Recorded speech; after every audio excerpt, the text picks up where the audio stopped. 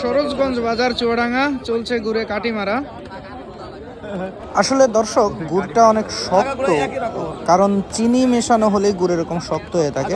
দেখেন চাচা মুরব্বী খুব কষ্ট করে কাটি ঢুকাতে পারছে না। আপনাদের দেখাবো গুড়ের দাম দরের চিত্র।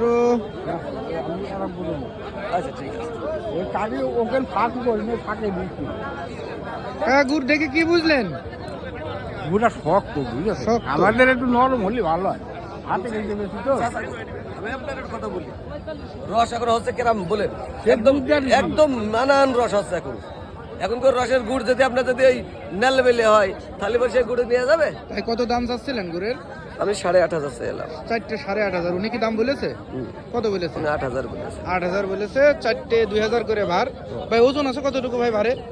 ওজন হাড় বাদে 14-15 কেজি করে আছে। ভার বাদে 14-15 কেজি করে আছে। উনি 8,000 বলেছে, আপনি আছে 8,500। 8,000।